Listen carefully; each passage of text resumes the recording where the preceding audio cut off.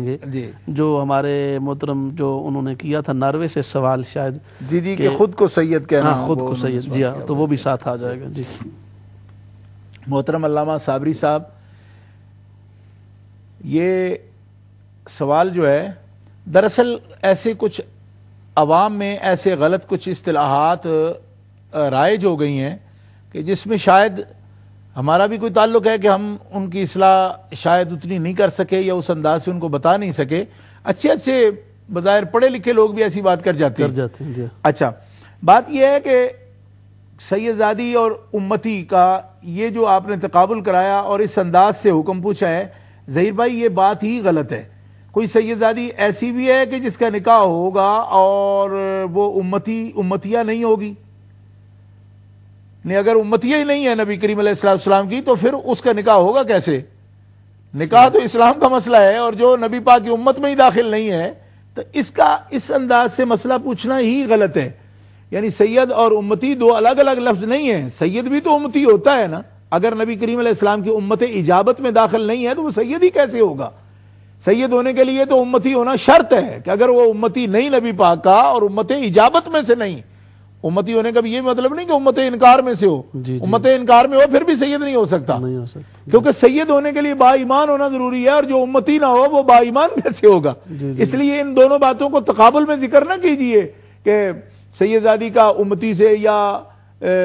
امتیہ کا کسی سید زادے سے، کیونکہ وہ سید زادہ ہو یا سید زادی ہو وہ امتی تو نبی پاک کے ضرور ہوں گے، نہیں ہوں گے تو سید کیسے ہوں گے؟ اس لیے اس انداز سے نہیں۔ اب آپ یہ کہہ سکتے ہیں، ویسے بھی حضرت اس میں تو امتی کے ساتھ نبی کہہ سکتے ہیں نا، یہ تو نہیں کہہ سکتے بھی ادھر یعنی سید یا سید زادی اور امتی وہ، ہاں نہیں، لوگوں کے ذہن میں یہ ہے کہ سید امتی نہیں ہے، جی جی جی، اور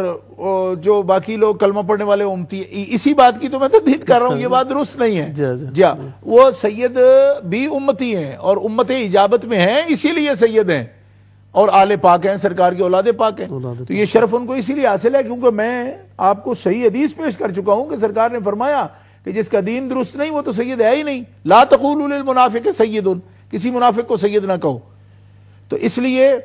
امتی ہیں وہ بھی، سید بھی امتی ہیں اور جو امتی ہیں وہ بھی امتی ہیں۔ سید کے لیے بھی نبی پاک کا امت ہونا اور امت اجابت میں سے قبول کرنا سرکار کی رسالت کو اور ما جاء بالرسول کو، یہ ضروری ہے۔ اب رہ گیا مسئلہ آپ کا جو آپ نے پوچھا، یہ تو ایک اصلاح تھی وہ کر دی۔ مسئلہ یہ ہے کہ آل رسول کریم نبی کریم علیہ السلام کی آل پاک ہاشمی، آپ کا خاندان قرشی ہاشمی ہے، تو اس میں فقہاء اسلام نے یہ مسئلہ لکھا ہے اور یہ سارے متون میں موجود ہے۔ فقہ اسلامی کے متون جو متن کی کتابیں ہیں اس کے اندر کنز الدقائق ہو، شرح وقایع ہو، ہدایہ شریف ہو، فتاوی کی کتابیں، سب کے اندر یہ مسئلہ موجود ہے کہ مرد و عورت کا جب عقد ہوتا ہے، نکاح ہوتا ہے، تو ان کے درمیان جو ہے ان کا ایک دوسرے کا کف ہونا جو ہے یہ ضروری ہے کہ وہ کف ہوں، برابری۔ انشاءاللہ دوبارہ ملاقات ہوگی، ہمارے ساتھ رہیے۔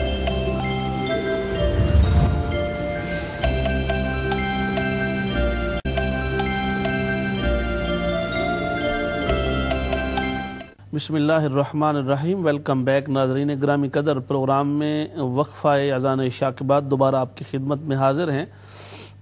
وقفہ پر جانے سے پہلے محمد زہید صاحب نے وٹ فورڈ سے جو سوال کیا اس پر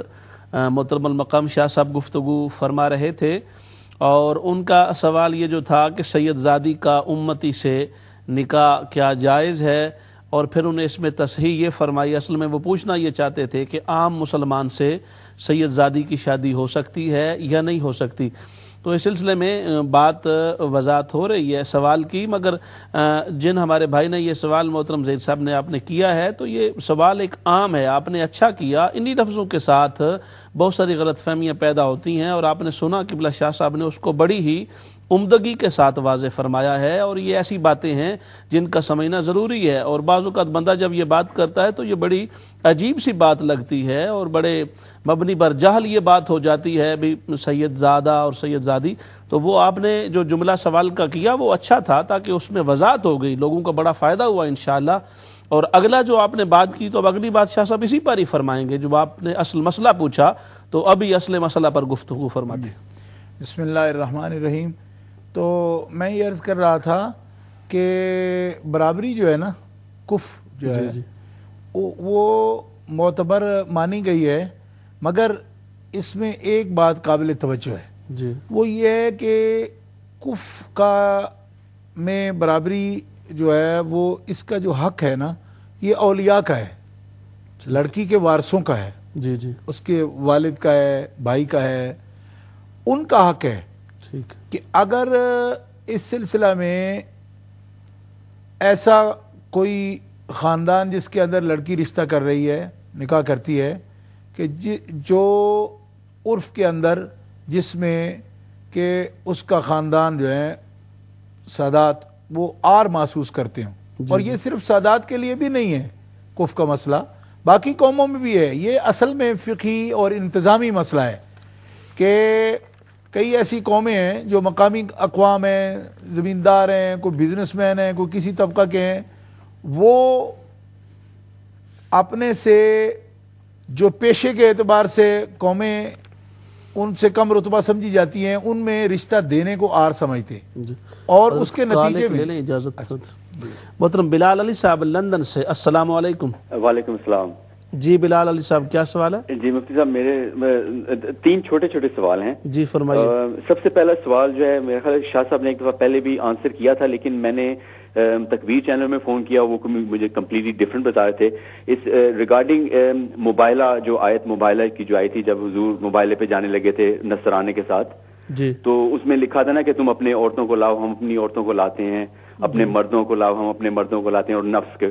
تو میں نے یہ پوچھنا تھا کہ تم یعنی کہ وہ پھر جھوٹوں پہ لعنت کرنی تھی، تو میں نے یہ پوچھنا تھا کہ یہ ایک چیز ہوئی ہے، مطلب ہے کہ وہ تکبیر چینل والے بتاتے تھے کہ ہوئی ہے، لیکن میں یہ کہتا کہ جو حضرت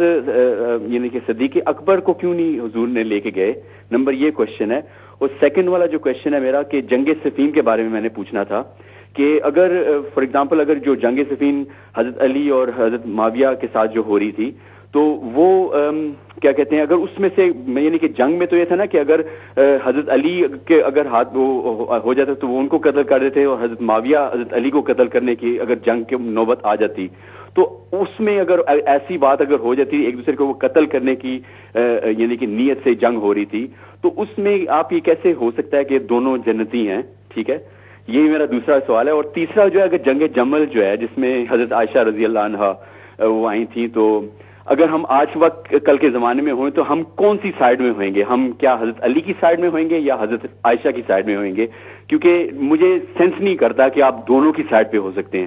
اگر آپ ان تینوں کو کوشچن کو اگر بڑا ڈیٹیل سے آنسر کر دیں، کیونکہ مجھے ہر طرف سے سنی شیعہ کی طرف سے ہر طرف سے مجھے ڈفرنٹ مل رہا ہے، لیکن قرآن کے مطابق اور کتابوں کے مطابق کمپلیٹلی ڈفرنٹ ہے۔ جی محترم بلال علی صاحب، آپ نے سوالات پیش فرمائے،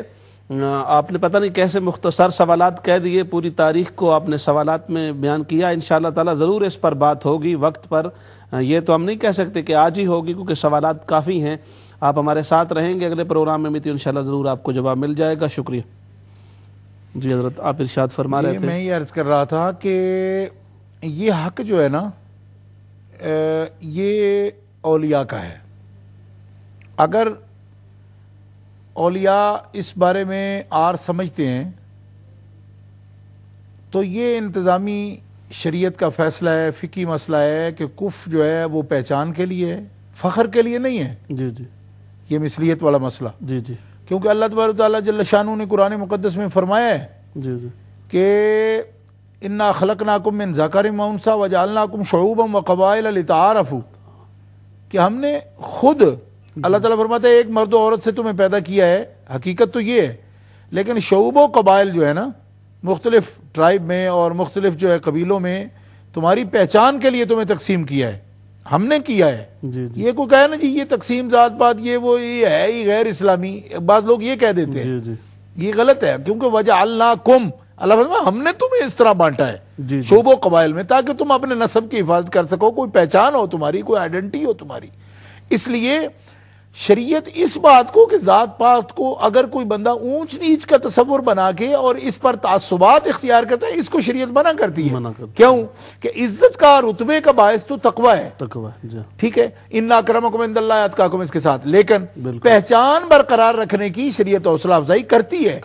کہ تم جو ہے اپنے نسب کی حفاظت کرو، اور بندے جو ہے وہ فاسق و فاجر سے رشتے کرنے میں اور کوئی ایسی خصلتیں عادتیں جن میں معمولی ہوں تو ان سے تم پرہیز کرو، ٹھیک ہے۔ اچھی عادات، اچھے خصائل، اچھی فطرت، اچھی تعلیم، اچھی تعدیب، اس کی اسلام جو ہے نا اس کا حکم دیتا ہے اور اس کی حوصلہ افزائی بھی کرتا ہے۔ تو یہ کف کا مسئلہ جو ہے اس طرح انتظامی ہے کہ اگر اس کا اعتبار نہیں کرتے جوڑے، مرد عورت اس کا خیال نہیں کرتے، تو اس کے نتیجے میں آپ کو پتہ ہے کہ کتنی دشمنیاں پیدا ہوتی ہیں اور کتنے اس پر جو ہے نا دنیا قتل ہو جاتی ہے، اور غیرت میں کتنے لوگ مر جاتے ہیں، ہارٹ اٹیک سے لوگ مرتے ہیں، ایسی باتوں پر اتنے تنگ پڑ جاتے ہیں۔ تو شریعت ولایت استحباب کے طور پر بچی کو اس بات کا پابند کرتی ہے کہ دیکھیں جو والدین آپ کے دنیا میں آنے کا سبب بنے اور جنہوں نے آپ کی تعلیم دی، تربیت دی، جنہوں نے خرچ کیا ہے اور اتنے زیادہ محبت سے پالا پوسا، آپ بیک قلم یک جنبش آپ جو ہے ان کو وہیں چھوڑ کے اپنا فیصلہ آگے کر لیتے ہو تو اس میں کوئی برکت نہیں ہوگی۔ اور اس میں اگر والدین آر محسوس کریں تو عند القضاء وہ نکاح فسخ کرا سکتے ہیں، یہ ہے مسئلہ۔ اچھا، اب یہ ہے کہ جب آپ کی مقامی قوموں کے اندر بھی یہ بات معتبر ہے کہ برابری ضروری ہے، تو اس وقت سادات جو ہیں بنو ہاشم یقیناً دوسری عجمی قومیں ان کے بھی کف نہیں ہے، اس اعتبار سے اس نکاح کی حوصلہ افزائی شریعت نہیں کرتی، ٹھیک ہے جی، کہ اس کی ترغیب دے۔ لیکن اگر اولیاء اس پر متفق ہوں کہ مقابل جو آدمی ان کی بچی سے نکاح کر رہا ہے، کیونکہ ایک تو یہ کف کا مسئلہ جو ہے معتبر بچی کی طرف سے ہوتا ہے، اچھا اس کے لیے اولیاء کو کوئی اعتراض نہیں، اس کے ولیوں کو کوئی اعتراض نہیں۔ ہمارے کوسچن کا یہ نتیجہ جو آپ ارشاد فرمانے لگے، اجازت دیں تو سید عثمان شاہ صاحب مانچسٹر سے کال لیتے ہیں۔ السلام علیکم۔ وعلیکم السلام۔ جی شاہ صاحب فرمائیے، کیا سوال ہے آپ کا؟ میرا کافی سمپل سا اور سیدھا سا سوال ہے، میں صرف اتنا جاننا چاہتا ہوں کہ فقہ کی روح سے کیا شیعہ اور سنی کا نکاح ہو سکتا ہے؟